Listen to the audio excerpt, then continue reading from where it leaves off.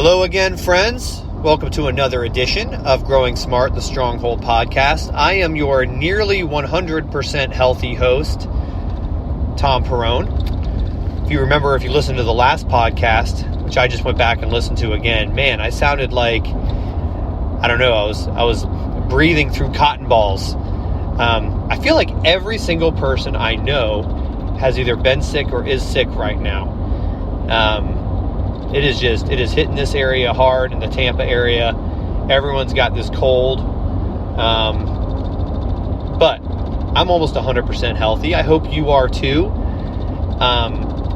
We are going to talk today about having radically different relationships. So I just left a meeting with a client.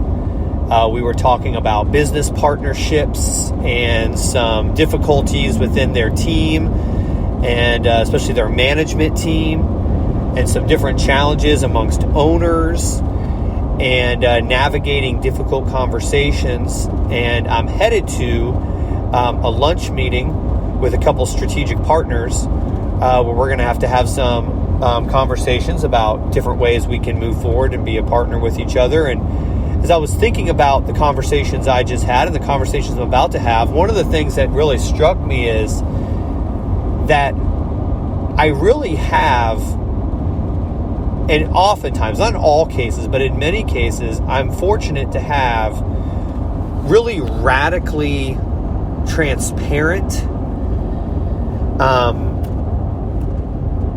and beneficial collaboration with the people I work with. Here's what I mean. For example, the person I just met with, I feel like they're family. They know me good and bad. I know them good and bad. We're in it with each other. We're in the thick of it with each other. You know, there's times when our working relationship together has probably not been worth it. You know, it's been merely sacrificial for a common cause. And there's times in which I think we've both profited. I think at the end of the day, we recognize that there's more to what we're doing than fulfilling contractual obligations or getting what is ours. And that's taken time to cultivate that type of relationship. But even when we haven't been contractually involved, we've been in contact with each other. And I don't mean it in an impersonal way.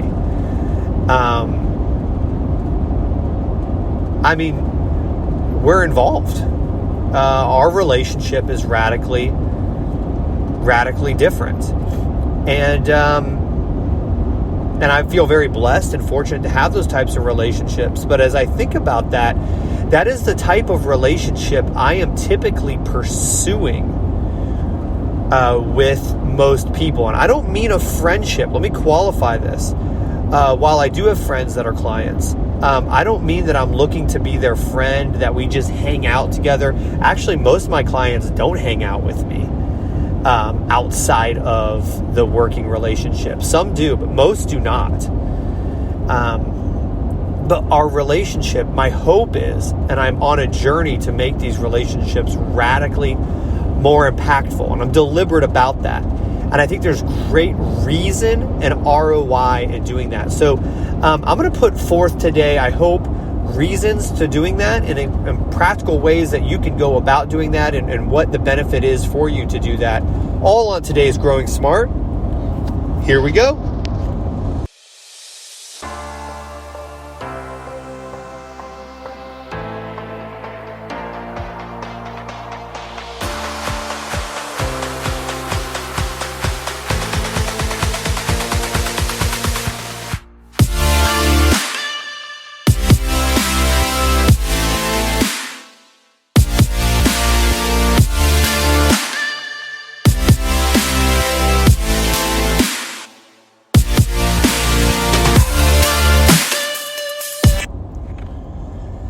So when I say a radically different relationship, this is what I mean. Let me give you some comparables here, okay? So as a consultant or as a vendor of any sort, whatever you do with your clients, there is always the underlying profitability of your relationship. That's kind of the surface level means for you guys to have a relationship, right? So I'll make this really simple. You walk into a McDonald's and you walk up to the cash register, and you're a human being, and there's another human being across that counter from you.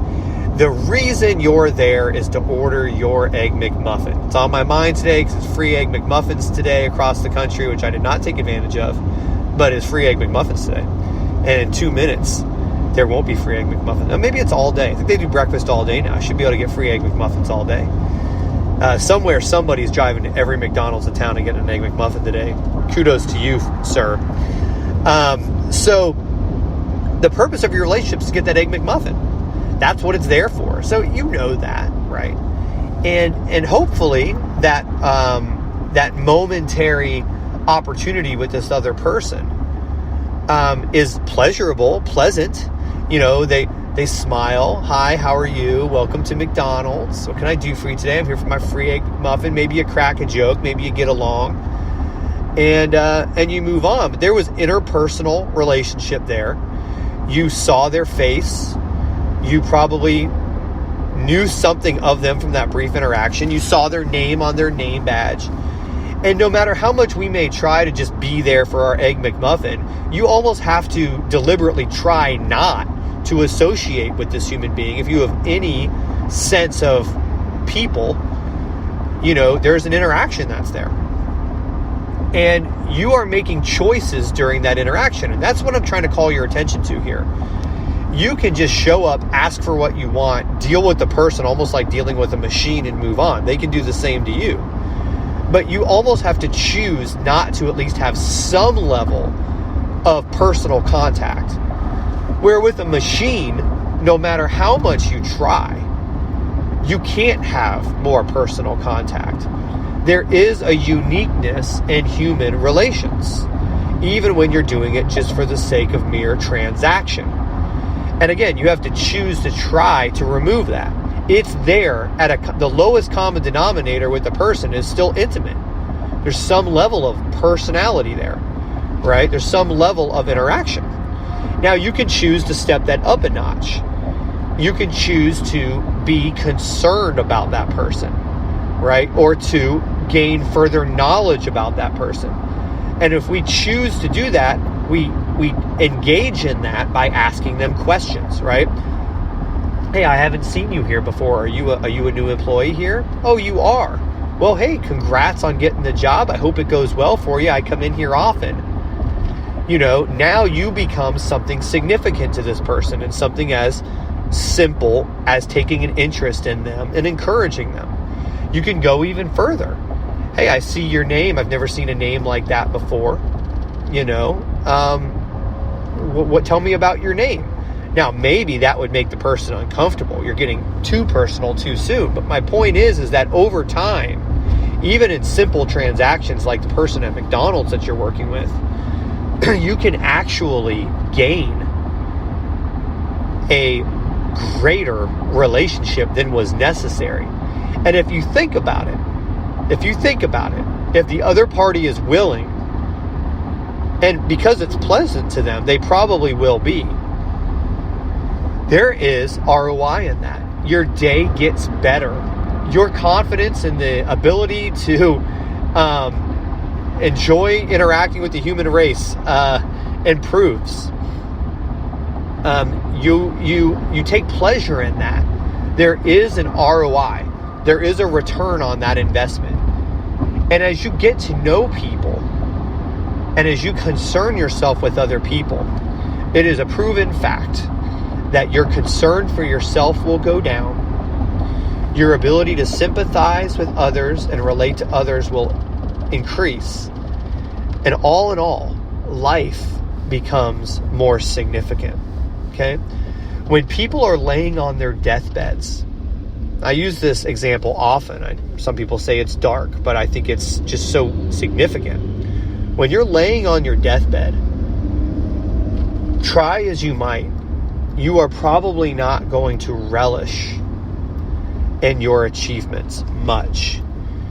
the trophy you got in high school, the promotion you got at work, the legacy that you have, though symbolic and significant, and though legacy that you leave behind is important, I can almost promise you, because I've seen it, that you're going to be concerned about the relationships you have with those nearest to you. You're going to be concerned about the legacy you're leaving with them and how you're preparing them. And I don't say this to make you emotional. I say this to tell you that it is those relationships that are most significant. One of the people in my life that has had the most significant impact is a man who has now gone on to glory, and his name was Myles Daly. Myles Daly. So, great name. So Myles, I met him through a mutual friend when I worked at Verizon. So many, many, many years ago, I was working at Verizon. I started there in a quality assurance role, moved into a customer service role, and I had a friend there who had partied with me a bit back in the day. This was back in like the 90s, okay? And so he had partied with me, and we had partied a little too much, and he had cleaned up his life and had stopped partying, and he was having a conversation with me one day over lunch, and I said, yeah, man, I really see how you're doing a lot better. It seems like you've really kind of got your stuff together. And he goes, yeah, well, I started going to these meetings. He joined a 12-step program. And he's like, this guy, I don't know if you know Myles at work. He's the IT director. I was like, yeah, I think I know who he is. He's like, yeah, he started bringing me to this, and it really helped me out. So anyway, so he introduces me to Myles, and I go to this meeting with these guys. And, long story short, meetings and 12-step programs and, partying and all that stuff aside, what happened is I ended up having this relationship with this gentleman, Myles, who really became like a father to me. And though he helped out tons of people, we had a really unique relationship. We were very much alike. And over time, as this man invested in me, he really just poured into me significantly and really taught me how to live in a way I had never been taught before. And he helped me. He just was really able to reach me. And let me tell you something. I didn't ever pay him. It wasn't because I was so special. It wasn't because he was, yes, it was facilitated through a program, but I think our relationship almost always transcended any program. As a matter of fact, I wasn't even in that program, and we continued to meet. I did go to some of those meetings, but my point is that our relationship transcended whether or not I was, still partying or not. By the grace of God, I did stop partying. But the fact of the matter is that this man really, really had a significant impact on me. And I'm sure you have people like that too. But he made choices to be involved with me. He made choices to sacrifice for me. And it wasn't because of anything he saw in me. It was out of just a pure compassion. I'm sure there was reasons that carried him through that. But my point is this. All of that is to say this. I stood next to this man. I sat next to this man in the final hours of his life. When he was dying from cancer and the chemo was just taking it out of him and he was barely able to even talk. And as I sat there thinking on everything he had done for me, I had a love for him of knowing him was so significant to me. I wasn't thinking about his successful entrepreneurial ventures. I wasn't thinking about the money I made with him when we did business together. I wasn't thinking about, the fact that he drove me places and he helped me. It was the relationship was so significant to me. And that was all that mattered. He had little he could say to me. in that moment, but he didn't need to. And my point is for you today is that is something that has such value. We tend to think in our modern day productivity obsessed world that what we can do for each other matters. And I'm here to tell you that if we can just know one another, if we can just know one another and care for one another, it is of such infinite worth. And so that relationship transcended everything else. So where am I going with this, other than just stirring myself up to a whole bunch of sentiment today? Sorry, I guess I'm still losing my voice here with getting over this illness. I don't mean to be so raspy. I still sound like Marge Simpson. My point is that you have those significant relationships in your life, but every relationship can be that way. So I'm going to tell you another story now, because I want to contrast and compare this. So I had a client she was my client about 6-7 years ago, and a lovely lady, just really, really a person who really made those choices to know everybody a little bit more than was necessary. And we had a coaching session one time, and we got to talking, and we got to tangenting about some things, some spiritual things.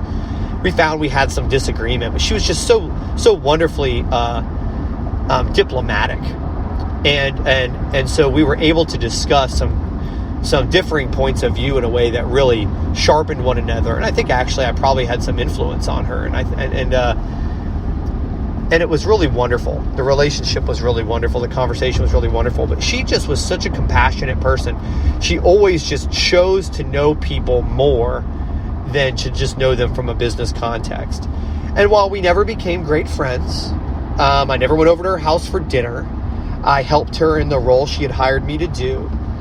Her choices to know people just a little bit more and to ask deeper questions and to care just a little bit more was significant. And so my wife and I were out about a year ago at an outlet mall. We ran into her, this client, and her husband. I hadn't seen her in years. And I ran into her, and I can tell you running into her wasn't like running into just anybody. It was instantly a little bit more intimate because she had made those choices to know me a little bit more. And so instantly we checked in on each other a little bit more than just how the business was doing. And you just had a sense of, relationship there. And so she went on her way. Well, unfortunately, she passed away just a month ago. And I got news of that, and I was able to go to a funeral. Of course, the funeral was absolutely packed. I don't think her husband even knows I was there because she had touched so many lives. But I bet a lot of people in that room may not have even known her any more than I did. But she had just made that conscious choice, and it was significant. And so we wanted to honor the memory of her. The memory of her transcends and is deeper than what she did for the business community. And I wasn't there because she was a business contact. I was there because she had asked me a few more questions and had gotten to know me just a little bit more than most people do. It is of great value to do this. Now, here's where I want to go with this. I want to talk to about real quick here, kind of wrap this up rather quickly. I want to talk about how you deliberately do this and why this is so worthwhile. I think I've already made somewhat the case as to why it's worthwhile. But let me just talk a minute as to how you actually do this, okay? So I've already alluded to it. You have to take an interest in people. And you may be saying to yourself, you know what? I'm not really interested in people. I don't have that big heart. Well, me neither. Okay? I'm with you on that. The way this works is you do it anyway. And then as those relationships actually grow, the heart follows it. It's kind of a cart before the horse kind of way of looking at it. It's kind of like as you do it, the sympathy and the compassion and the value follows. Like, for example, let's just go back to that McDonald's analogy. I'm just there to get my Egg McMuffin. I don't really care about the person across the counter. Matter of fact, looking at that person, I think we probably don't have a whole lot in common. There's nothing unique that draws me to them. And typically when we find ourselves being drawn to people, I'm just going to be honest with you, typically, guys, it's selfish. We see something in them that we like or something in them that we want, so we take an interest in them. And that's selfish. And that's actually not the way to develop these relationships, because you're actually doing it from selfish reasons. What you actually want to do instead is you want to see that person, and whether there's anything significant about them at all, you're going to ask questions. Again, you don't have the compassion to do this initially, but that doesn't matter because it's going to come. So what you do is you see that person sitting across the counter from you, and you just ask them a question. You take an interest in them for no reason other than to learn something about them. And so you might ask them their name. You might ask them how long they've worked there. You might ask them how much they enjoy working there. Simple questions, really simple questions is all that is necessary. And they're going to answer your questions. And then instead of telling them something about you, or instead of telling them something that they should do, you're just going to appreciate them for what they shared. So it sounds like this. Oh, hey, Tanya, I see your name's Tanya. I haven't seen you here before. How long have you worked here? Oh, just a week. Oh, thanks so much for sharing that with me. Well, I hope you do really well while you're here. I'll make sure to say hi next time I see you. And that's it. And then the next time you see him, you just continue to build on that. It's really just that simple. And you're not going to want to do it initially, unless you're just one of those lucky people has that really big heart naturally. I ain't that person. You're not going to want to do it. But I can tell you, the next time you show up and you see Tanya there, you're going to feel that higher level of intimacy with that person than everyone else there. When you see her, you go, hey, guess it's been another week. How's the job going this week? And that's it. It's really that simple. And you just keep upgrading those relationships constantly with everyone that you meet. And what's going to happen is your life is going to deepen. Your relationships with these people is going to really, really grow.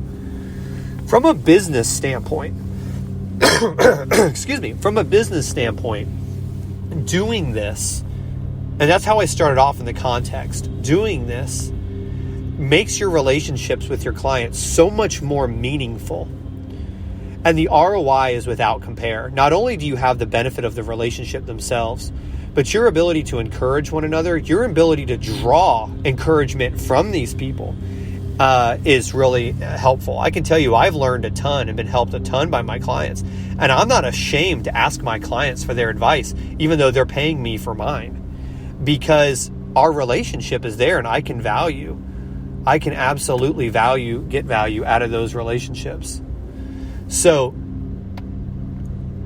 when you have that level, what you end up with is a lifetime circle of influence with these people. The people that I've done this with, I can tell you, even if I haven't seen them in 5 years, I know for a fact I can pick up the phone and call people, and immediately upon touching base with them again, it's never going to be just, hey, can you help me out, or can I sell something to you? Our relationship was already so developed that the intimacy is there, and that weight is never lost. It's literally never lost. And even if I haven't talked to them in 5 years, it's immediately recultivated when I talk to them. And so sure, we might end up doing business again later. And sure, the point of my call might have been a business proposal. But as long as I keep that relationship going on a truly concerned and compassionate and interested in them level, above and beyond what is typical. Again, I'm not talking about normal niceties or civility here. I'm talking about a compassionate concern and interest in others. Then you're going to find that your network is always growing, that every single day has ROI in the business community. And this is in any community that you are extending your center of influence. Now, why do we do it? Well, I hope you do it because you learn over time that genuinely just knowing people like this is the value. But I'll tell you, there's definitely ROI financially, and that too. But that's because you're working with people that you now have a trusting, good relationship with. It's not because you just have a bunch of people that you can capitalize on, but you actually are going to be working with people that you have more trust in. And this is how business is done best. And a lot of people take advice like this and they go and they try to form these relationships with certain people of significance, or they restrict themselves to people of wealth or of some sort of influence. And I'm going to tell you that if that is the underlying cause, you're going to have a hard time doing it, because the genuine compassion that is necessary to do this actually is helped by not restricting it to anyone but the people that are in front of you and making it a practice. Now, again, you go, well, Thom, you said I don't have to have that compassion initially. Well, you don't.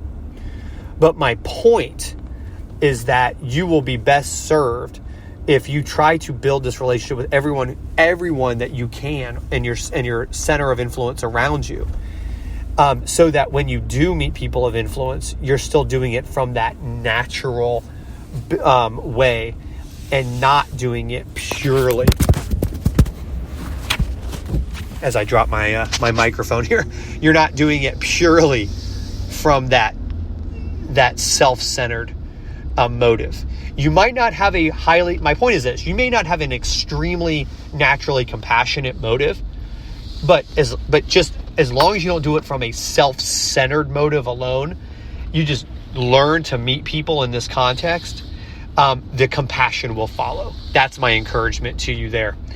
So guys, I hope that this has been helpful. I hope that you can learn to do this. Take an interest in every single person you meet today. Take an interest. That's my encouragement to you. I know you'll be glad you did. Persist in it. Don't let it be a one and done nicety. Persist in it. And I think you'll be extremely glad you did. Until next time, this has been Growing Smart, the Stronghold Podcast.